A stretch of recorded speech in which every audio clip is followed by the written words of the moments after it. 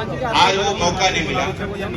बैठ के खिलाड़ियों से जो समिति बनी, सबसे मशवरा करके आगे, यहाँ तो अभी सिर्फ 1 करोड़ लगा है, 2 करोड़ और लगने हैं। जो हमने सोचा है,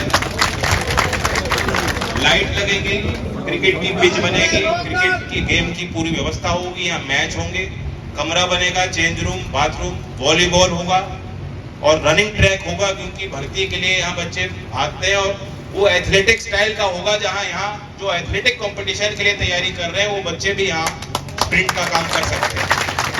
इससे अतिरिक्त भी अगर कोई आवश्यकता होगी, जब मैं पहली बार यहाँ आया था और यहाँ गांव के लोगों ने और क्षेत्र के मौजूद लोगों ने कहा कि यहाँ ये निर्माण होना चाहिए, उन्हीं के कहने पर निर्माण हुआ, ये पहल हुई। उस दिन भी मैंने कहा कि इसकी कोई सीमा नहीं, कितनी लागत लगेगी यहाँ इस क्षेत्र के लिए, और खास तौर से छाटू के इस परियोजना के लिए मैं और भी पैसा लगाने को तैयार हूँ। मैं इतना ही कहूँगा, 2 बातें, एक तो यहाँ सड़क की व्यवस्था है। पिछली बार भी जब मैं आया था, आपने कहा कि यहाँ आना थोड़ा दुर्लभ है, पूरे गांव से निकल के बच्चे आते हैं। दूसरी बात, मैं गांव के लोगों से चाहता हूं, मेरी इच्छा है कि अब जब ये चीज आबाद हो जाएगी और आसपास के पूरे क्षेत्र के खिलाड़ी आएंगे, मैं चाहूंगा कि गांव के लोग पहल करें कि इसका रखरखाव करें और पूरे उत्तर भारत में जो प्रतिष्ठित खिलाड़ी हैं या जो पूर्व खिलाड़ी हैं या जो कोच हैं, जैसे आज आपने वंशिका को बुला के सम्मानित किया है, ये एक हब बन जाए। उसी तरह से, उसी संस्कार के साथ, उसी भावना के साथ आप इस जगह का प्रयोग करेंगे और दूर दूर के लोगों को यहाँ निमंत्रण देंगे, यहाँ आयोजन होंगे, प्रतियोगिता होंगी। मुझे भी आप अवसर दोगे कि बार बार मैं आके यहाँ देखूं, अवलोकन करूं और आपके बीच रहूं। मैं, जो मुझे जिम्मेदारी मिली वो पूरी तरह से नौजवानों से जुड़ी हुई। चौधरी साहब ने यहाँ काम किया सामाजिक और आर्थिक परिवर्तन का।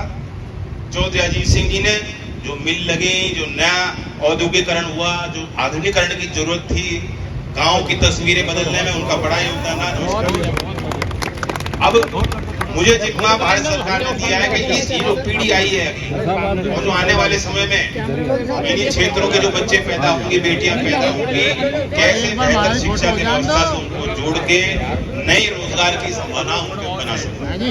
कल मैं चंडीगढ़ में बैठक की खेल के विषय पे फिर आ रहा हूँ और वहाँ 6 प्रदेश के कौशल विकास के मंत्री मेरे साथ मंच पे थे। पूरे उत्तर भारत के सारे विभागों को हमने निमंत्रण दिया और वहां मैंने एक प्रस्ताव रखा कि कौशल विकास के कार्यक्रम को भी उसमें हम खेल को जोड़ें, ताकि स्कूल में कोई बच्चा खेल रहा है, हायर एजुकेशन में कोई बच्चा खेल रहा है या उसके बाद भी यहाँ कोच हैं, पूरा इकोसिस्टम बनता है। इस ग्राउंड के मेंटेनेंस में लोग जो कारगर हैं, जो एडवेंचर स्पोर्ट्स में अपना कैरियर बना रहे हैं, उनको भी अगर कोई सुविधा मिल रही है तो उसको भी क्रेडिट मिलना चाहिए और उनको सर्टिफिकेट मिलना चाहिए और उस रोजगार को हमें एक मान्यता देनी चाहिए। तो उस मेरी पहल को सबने सराहा है। अब मैं शिक्षा विभाग में और कौशल विकास विभाग को बैठा के पूर्व अधिकारियों से, स्पोर्ट्स एसोसिएशन से, खिलाड़ियों से, सबको बैठा के इसकी भी हम रणनीति बनाएंगे।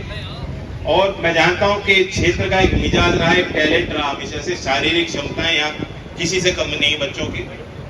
और बड़े पैमाने पे जब भी कोई सरकारी भर्ती होती है, विशेष तौर से फौज की भर्ती हो, बीएसएफ की हो, जो हमारे कैपेफ की हो, पुलिस की हो, तो यहाँ नौजवान बहुत रुचि लेते हैं और खूब तैयारी में जुटे रहते हैं। पिछले दिनों छपरौली में एनएसडीसी ने एक विशेष केंद्र खोला और उसके नतीजे अच्छे आने लगे हैं। वहाँ प्रशिक्षण हो रहा है। भर्ती के जो बच्चे तैयारी करते हैं उनको तकनीकी प्रशिक्षण, कोच की व्यवस्था और जिम की व्यवस्था और इसी प्रकार के ग्राउंड की व्यवस्था हमने बना के दी है। और पिछली भर्ती में भी बड़े पैमाने पे बच्चों की भर्ती हुई।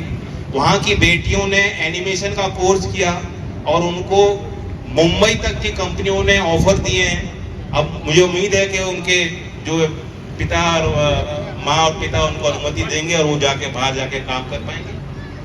अभी एनएसडीसी ने एक और पहल की कि यहीं खरड़ मुजफ्फरनगर में भी, और आप लोगों ने, मैं नहीं जानता छपरौली में जाके देखा कि नहीं, आप जाके देख लेना, उसी तर्ज पे भर्ती के लिए प्रशिक्षण केंद्र, विशेष केंद्र एनएसडीसी आने वाले दिनों में खरड़ मुजफ्फरनगर में भी बनाने जा रहा है।